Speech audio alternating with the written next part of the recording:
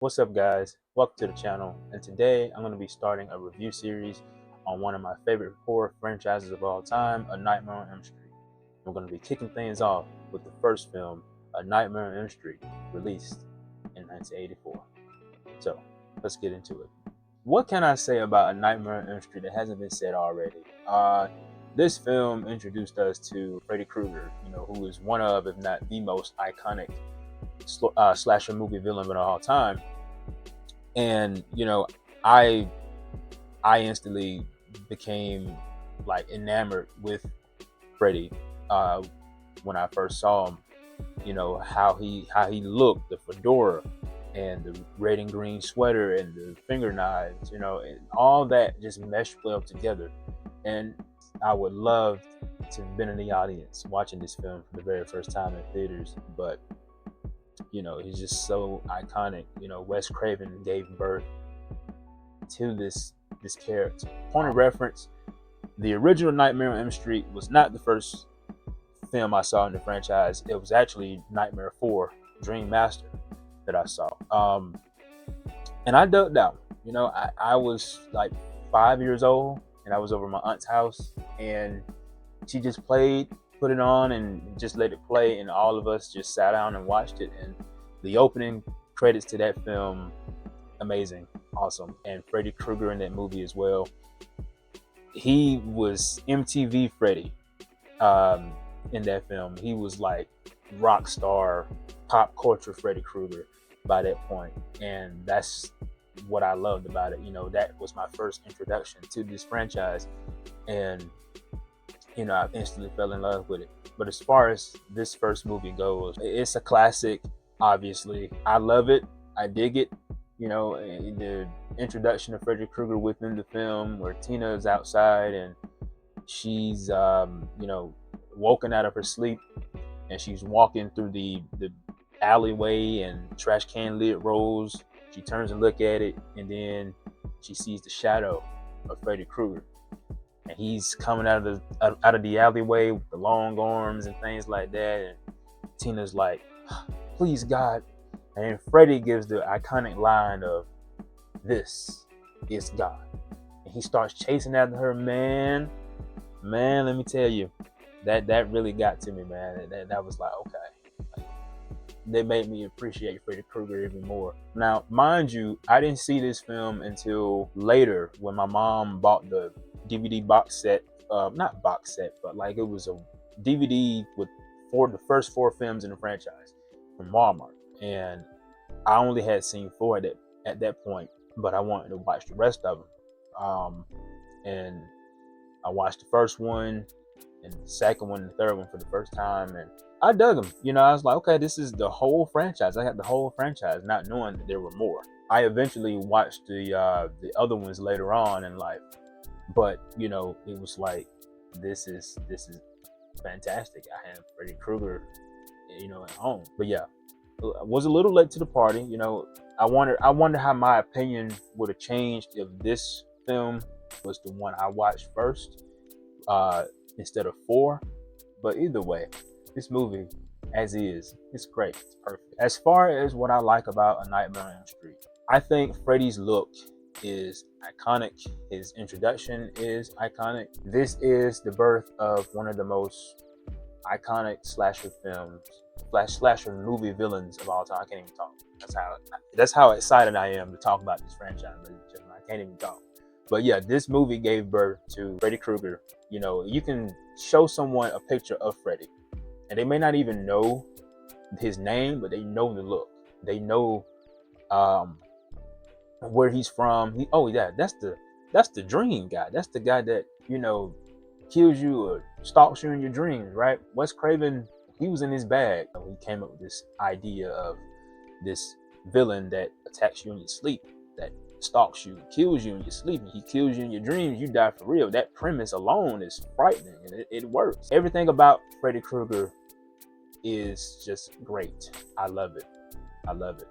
And Freddy Krueger wouldn't be who he is without the performance of Robert Englund. I think Robert Englund just steps into the shoes of Freddy. You got people nowadays saying that, as far as a new film in this franchise, how can they do it without Robert Englund? They tried once. They tried once with the remake, and that didn't go over so well. So you got people like wondering if they do a new one, can they bring Robert Englund back? And Robert Englund himself already said that he can't do it, because he's too old, and that's understandable. But I also understand, like, who's gonna fill the shoes of Freddy? Who's gonna be the next Freddy? Who's gonna carry that mantle of Freddy Krueger? I think Robert Englund was an unknown actor at the time. He wasn't as big as he eventually became in the horror genre, but glad they casted Robert Englund in this role because I can't see anybody else. Nancy Thompson is also great. She's a great character as well, played by Heather Langenkamp. And Heather Langenkamp brings a fiery just attitude to Nancy. She's like she's a badass final girl, and I think she's better than Laurie Strode. Towards the end of the film, she brings the fight to Freddy. She booby traps the house, and like, she fights him. She tries to lure her dad, Don Thompson, played by John Saxon, the late great John Saxon, so he can be there, so she can prove to him that, yeah, Freddy Krueger is back, Dad. Freddy Krueger is here. She just outsmarts him. She's a smart final girl. She's just great. I love her. She's my favorite final girl of all time. So yeah, Nancy Thompson, S tier final girl. The score and soundtrack in this film is amazing as well. It sets the tone, it sets the mood. Charles Bernstein, when he made the soundtrack, and that iconic like piece of music, the Nightmare on Elm Street thing, the dun dun dun dun dun, that one. And I had to make it with my voice so I won't be copyrighted. Thank you, YouTube. But yeah, man, that theme there is so iconic. If you're a horror fan, you know where that's from. Also, aside from the main theme, you have the nursery rhyme, the 1, 2, Freddy's coming for you. That is also iconic. I also think with the budget that they had to work with this film, I think the budget was $1.1 million. The set design is pretty great. The effects are great as well. Especially Glenn's death scene. Everybody knows that scene. I mean, everyone talks about Tina's death, the first kill in the franchise and the first kill in this movie. But the most memorable kill to me is Glenn's death. It starts Freddy's glove dragging Glenn through the bed, and then camera switches from that scene. It switches to Nancy screaming. She's screaming for Glenn, and then it cuts back, and then just a big old geyser of blood just rises from the bed. And like, man, it's like that effect of the fake blood just shifting across the room. Like, that's pretty cool, in my opinion. That's cool. But that scene in particular is so iconic. Like, it's just the imagery of the blood just sliding across the room, like, just eerie. It's creepy. For them to accomplish that scene, they had like a tilting room.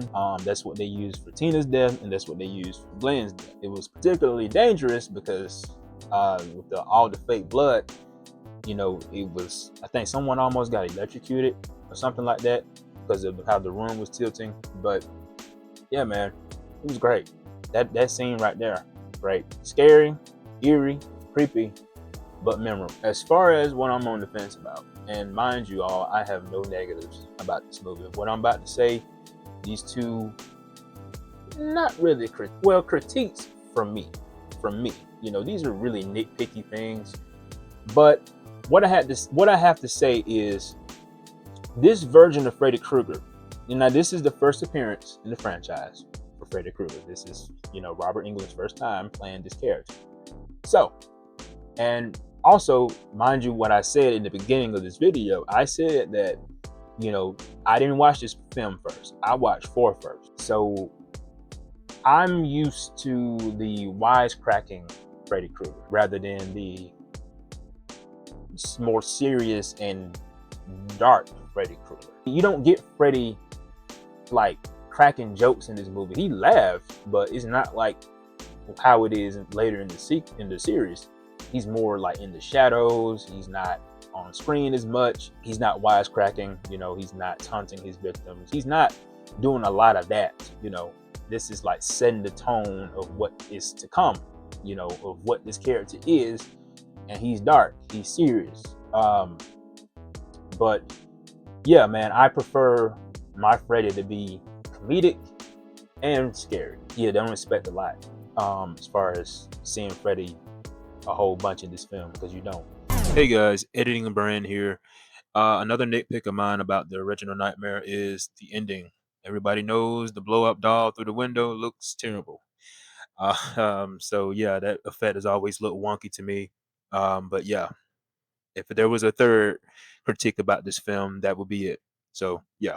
As much as I love this movie and as much as I hold it to a high regard, there are films in this franchise that I would pick to watch over this one. Like, and that's not a bad thing. That's not a bad thing. It's not me saying that this movie is boring. It's not a boring film. But if you understand what I'm saying, like, you have to be in a certain mood to come back and watch this. Whenever I do, I have no problem with it because it's an interesting story. I get back into the groove of, pretending like I'm seeing Freddy Krueger for the first time. And that's what you have to do. But that is it, guys. That is it. Those are my thoughts and opinions about A Nightmare on Elm Street. Type in the comment section down below and let me know if this is one of your favorite horror films of all time. Do you think Freddy Krueger's on the Mount Rushmore of slasher movie villains? He's on mine, I'll tell you that. But yeah, let me know all your thoughts down below, and just like, comment, and subscribe for more content. I'm gonna try my best to be pushing out more videos frequently whenever I have time, but these are long videos to edit. But yeah, guys, until next time, I'm Bran. Thanks for watching. Peace.